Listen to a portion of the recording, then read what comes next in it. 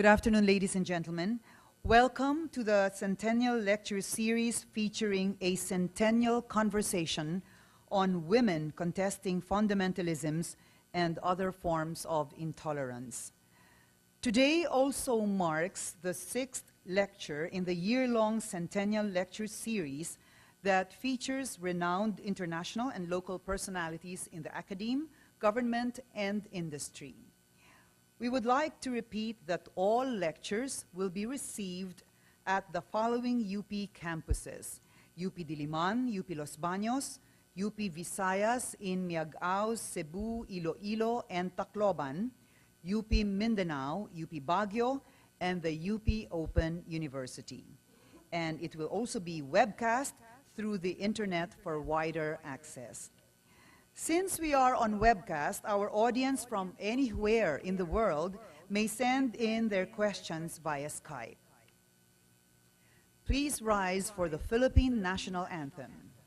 Bayang magiliw, pero sa silanganan, alam ng puso, sa titik mo'y buhay.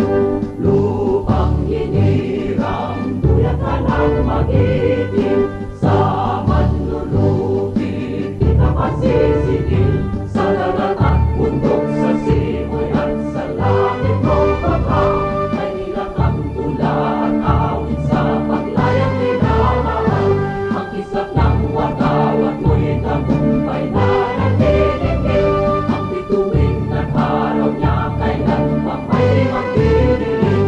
Lupa ng araw ng aming konsepta, ay langit sa dilim mo. Aming ligaya na pag may mga akit, ang namatay ng dahil sa'yo.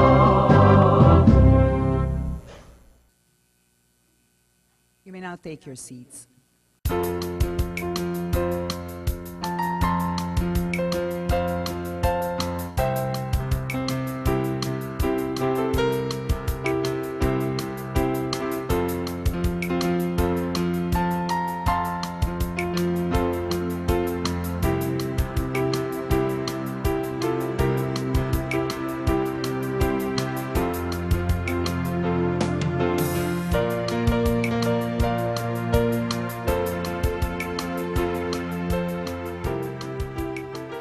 Today, we hold another important event to celebrate UP Centennial. I think most of you are aware that we have lined up a series of events to mark this important milestone in the life of UP. We are organizing celebration activities, fundraising activities, and other activities to promote or project UP to the outside world. But the centerpiece of UP's Centennial celebration is actually the UP Centennial Lecture Series.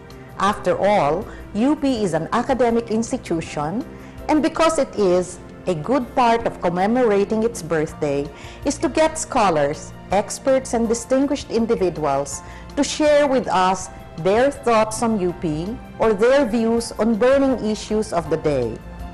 4 categories make up the lecture series. One set of lectures will be delivered by insiders.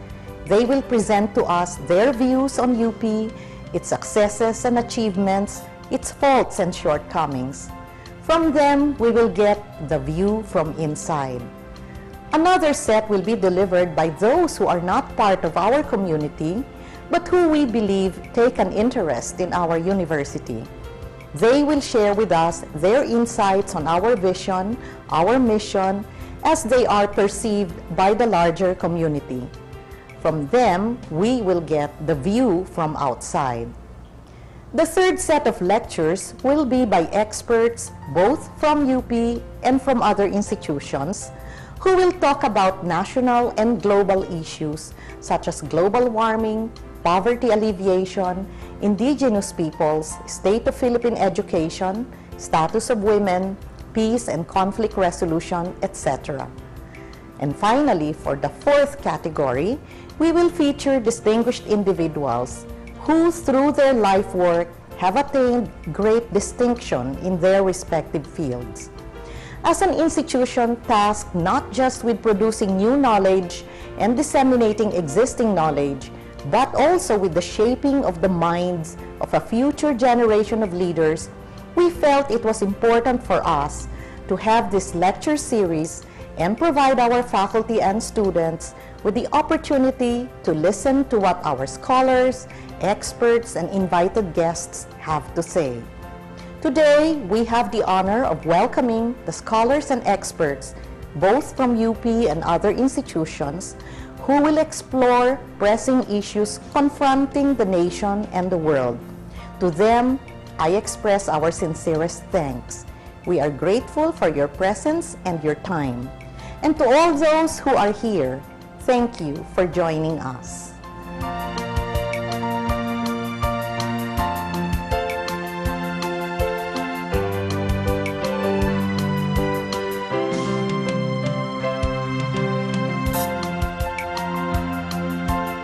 Thank you very much, President Roman. By the way, President Roman is with us in the auditorium.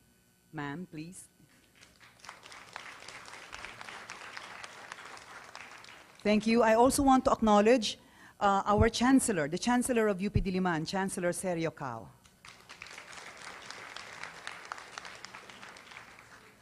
Before we start the lectures, let me give you a brief introduction of each of the lecturers that we're going to hear today, as well as our panel of reactors. Let me start with our first lecturer, Professor Caroline I. Sobrichea. Caroline I. Sobrichea is a professor of Philippine Studies at the Asian Center, University of the Philippines, Diliman. She served as the director of the UP Center for Women's Studies from 2000 to 2007.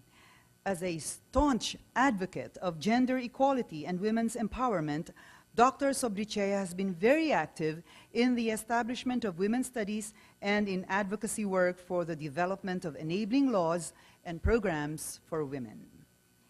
Our second lecturer is Ms. Reyhana Mohideen.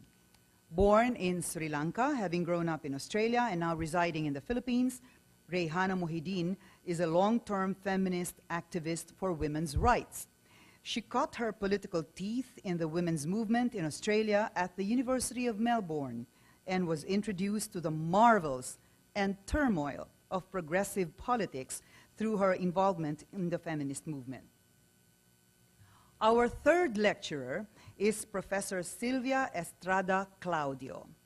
Silvia Estrada Claudio is a doctor of medicine who also holds a PhD in psychology. She is director of the University of the Philippines Center for Women's Studies.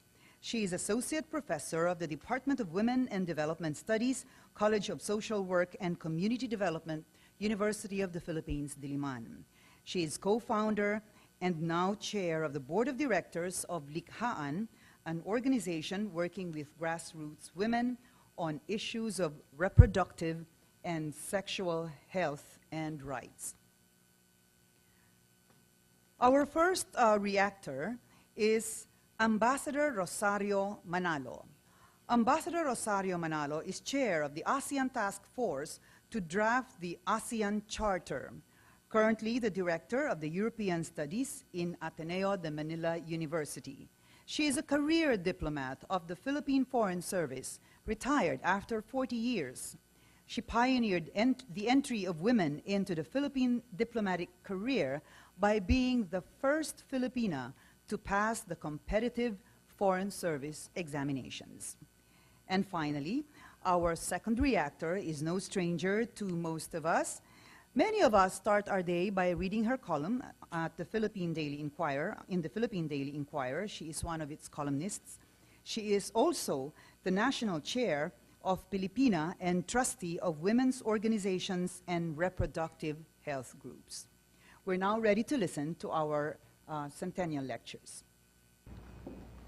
Good afternoon to all of us, and thank you for attending our lecture. The University of the Philippines was established at a time when tertiary education, or what passed for it, was heavily dominated by obscurantist and faith-based ideas about society and culture.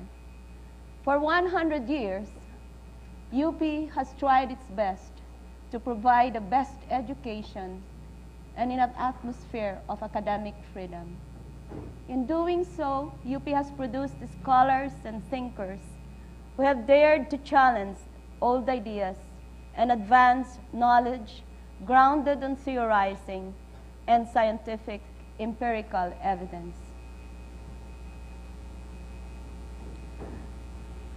It is along this great UP tradition that we organized this centennial lecture this afternoon to discuss mainly the topic of women contesting fundamentalisms and all forms of intolerance. The UP Center for Women's Studies, in collaboration with the Women's Studies Centers and programs of the different constituent units of UP and partner organizations from the academe, NGOs, and development organizations, hope to use this secular space in UP Diliman to discuss an issue that has increasingly made it difficult for us to promote gender equality and to protect women from discrimination and many forms of human rights abuses.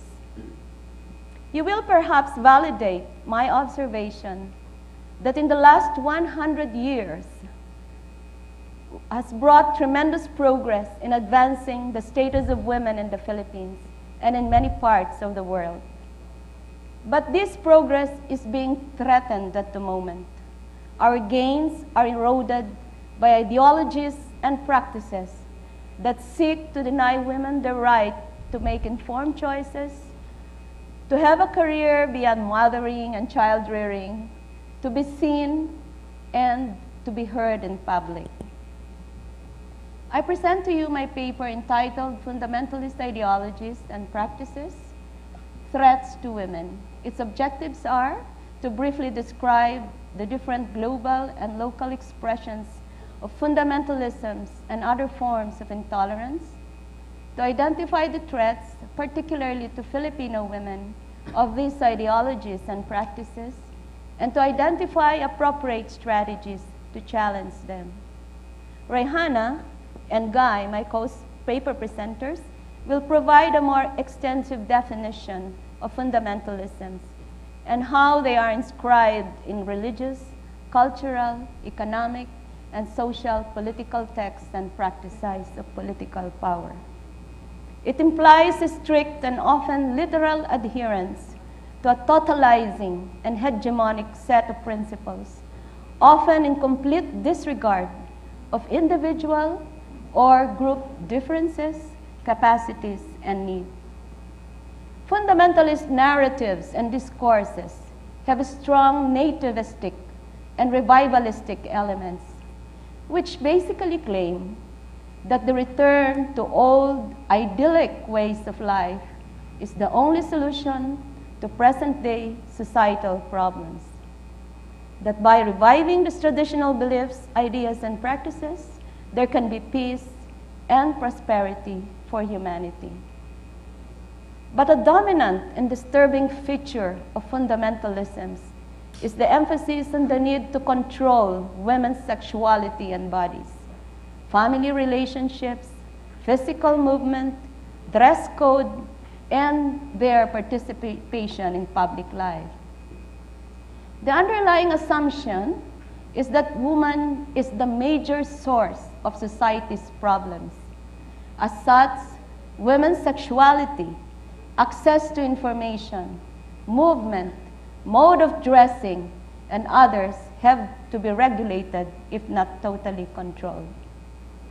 Fundamentalist forces try to influence public policy for government to adopt their own faith-based norms, despite the constitutional provision of the separation of the state and the church, and they often disregard the sentiments and views of other religious and cultural groups.